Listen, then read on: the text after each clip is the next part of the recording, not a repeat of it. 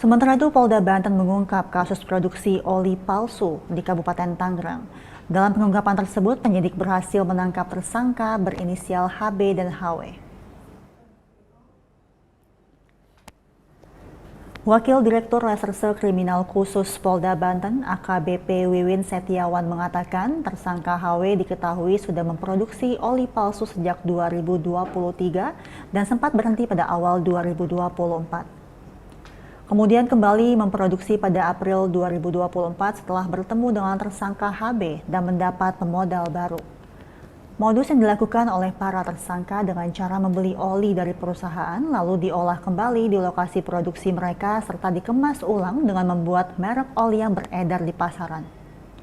Oli palsu itu dapat diproduksi hingga 24.000 liter per hari yang dibagi ke 24 botol dan mendapat keuntungan sekitar 57 juta rupiah per hari.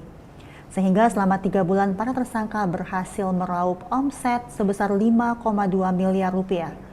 Dan atas perbuatannya kedua tersangka dikenakan pasal 113 Undang-Undang Nomor 7 Tahun 2014 dengan pidana penjara paling lama 5 tahun dan denda paling banyak 5 miliar rupiah. Redaksi pertama kali mendapatkan informasi dari masyarakat laporan bahwa adanya produksi oli palsu yang setelah itu ditindaklanjuti langsung oleh tim datang ke lokasi atau ke TKP. Ada 2 tempat produksi yang mereka gunakan, salah satunya di ruko Bistrit dan satu lagi ruko Picasso yang berada di wilayah Kabupaten Tangerang. Setelah itu tim menemukan beberapa peralatan juga barang bukti hasil produksi oli dari berbagai merek, sehingga ditindaklanjuti langsung oleh tim dengan melakukan pemeriksaan, juga pemeriksaan ahli dan melakukan upaya status quo di lokasi. Setelah itu kita saat ini sedang melakukan pemeriksaan. Modusnya seperti apa?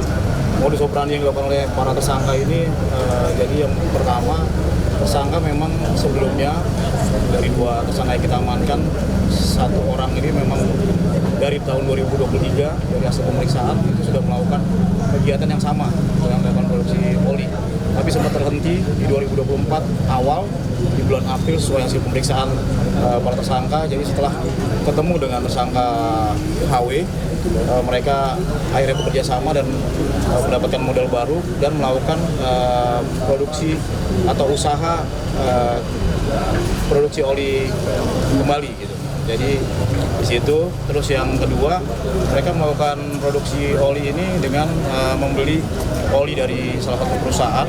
Setelah itu diolah kembali di lokasi produksi mereka dan di packing ulang dengan membuat packing atau merek-merek oli yang terkenal di pasaran.